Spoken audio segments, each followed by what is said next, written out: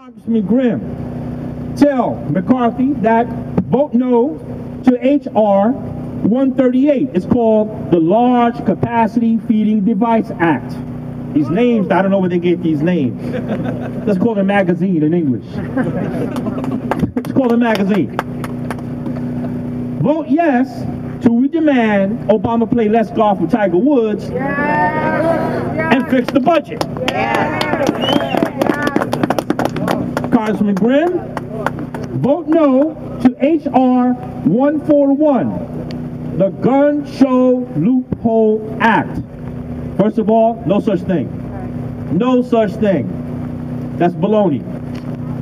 Vote yes to how about take away Joe Biden's Secret Service detail, then preach to us about shotguns after you fix the Budget Act.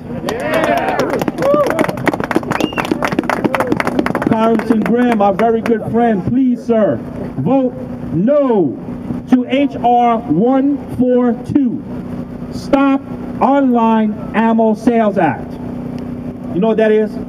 You buy shoes online, right? You buy hammers and tools online, right? That's interference of free commerce.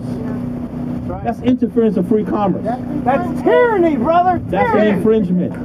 Okay? It's called tyranny. I don't believe any criminal, all right, is going to be stopped from getting ammo if he can't get it online. Right? He'll just hit somebody over the head and take it.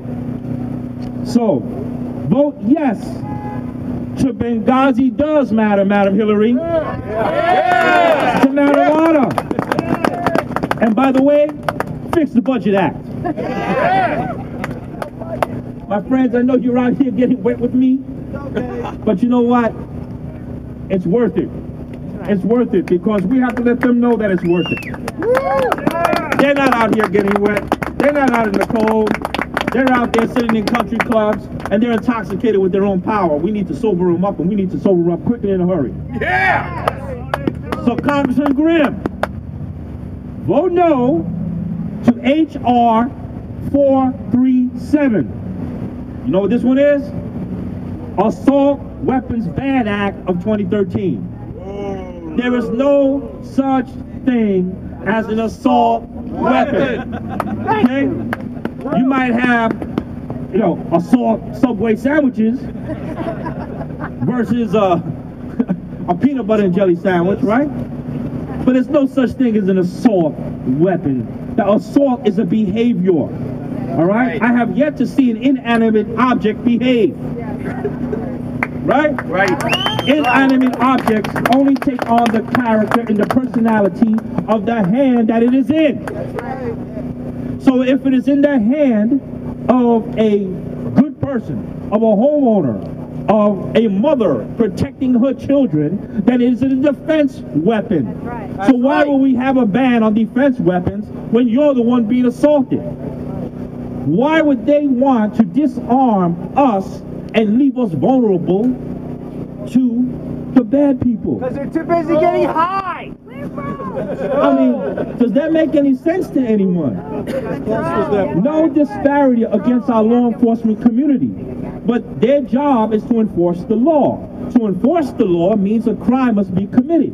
For a crime to be committed means there is a victim. If there is a victim, I guess it's too late for them. So we have the God-given inalienable right, as foresaw by the founders, to say that you do not need permission from the government to defend yourself. Right. That's a God-given inalienable right. You are free to do that, and that's what makes you a free person. And so if we train responsible people to be responsible with their firearms, we'll have an armed society of responsible firearm owners. What is wrong with that? Is there anything wrong with this? No. Chicago's a great example. So apparently there are some in Congress and the White House who think they can abolish the Second Amendment and make us tax slaves. Just because it is easier to control disarmed people who can barely pay their bills because of a wrecked economy. They are driving us to be broke. And I know everyone here is living paycheck to paycheck. Everyone here is wondering how you're going to make it the next bill. How are you going to pay that off? And we're looking at a Congress that hasn't had a budget and going on what, 5 years? 5 years without a budget. 5 years no budget. Yeah. Whose money is that? Whose money is that they are mismanaging? Our money. Who do they work for? Us. We the people! Who? Yeah. We the people. So just because it is easier to control disarmed people who can barely pay their bills, they will force us, to be dependent on the government. There are some who think free people must buy freedom insurance, Boo. free speech insurance, Boo. free press insurance, Boo. and yes, right to bear arms insurance too. Didn't you hear about Senator Ortiz up in Albany? Yes, He wants to pass a law that requires us to buy Bill of Rights insurance. If you want the Bill of Rights, you got to buy insurance for it. That's ridiculous. He's like crack.